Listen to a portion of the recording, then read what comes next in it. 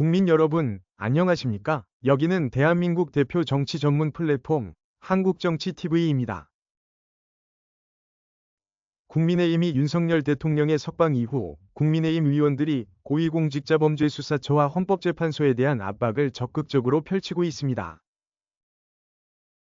특히 일부 국민의힘 의원들은 헌재의 탄핵심판 각하 또는 기각을 주장하고 있어 주목됩니다. 예를 들어 윤상현 의원은 탄핵 소추안은 내란죄가 삭제돼 소추 사유의 동일성을 상실한 무효안이라고 주장했습니다.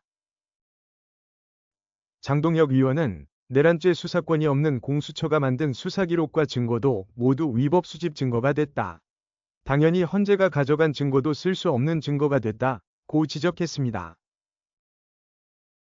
나경원 의원은 3월 9일 국회에서 기자회견을 갖고 헌법재판소는 중대한 흠결이 있는 대통령 탄핵 심판을 각하 결정해야 한다고 밝혔습니다. 그러면서 설령 본안 심판에 나아가더라도 증거들은 전혀 신빙성이 없으므로 최소한 기각 결정을 함이 마땅하다고 주장했습니다. 김기현 의원은 페이스북에 글을 올리고 일부 헌법재판관이 정치 노름에 빠져 국민이 선출한 대통령을 임명직에 불과한 자신들이 어찌해 볼 수 있다는 미몽에서 깨어나라고 촉구했습니다. 한편 애초에 내란죄 수사권 논란을 만든 공수처를 향한 국민의힘 의원들의 공격도 한층 거세졌습니다.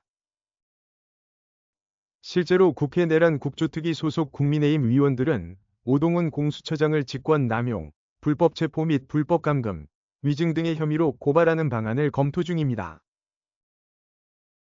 이에 대해 주진우 의원은 수사권 없는 불법 수사와 윤석열 대통령 구속에 대한 법적 책임을 묻는 차원이라고 설명했습니다. 신동욱 수석대변인은 3월 9일 논평을 내고 오동훈 공수처장에 대한 즉각적인 수사를 강력히 촉구한다고 밝혔습니다. 이어서 공수처장 수사를 통해 그동안 납득할 수 없었던 무리한 위법 수사의 배경도 낱낱이 밝혀져야 할 것이라고 말했습니다. 주진우 의원과는 별도로 나경원 의원은 공수처 즉시 해체법을 발의할 계획입니다.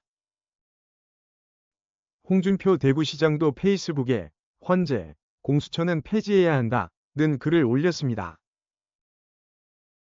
그러나 이런 움직임에 대해서 국민의힘 일각에서는 우려하는 목소리도 나오고 있습니다. 예를 들어서 한 국민의힘 중진 의원은 구속 취소 결정이 윤석열 대통령에 대한 면죄부를 주는 것은 아니다 라고 지적했습니다. 그러면서 윤석열 대통령의 관저 정치 가능성을 경계해야 한다고 주장했습니다. 한국정치TV는 국내 최초로 탄생한 중립적, 객관적, 과학적, 불편부당한 독립 정치 미디어입니다. 여러분의 구독과 알림, 자발적인 후원은 채널의 제작과 운영에 큰 힘이 됩니다.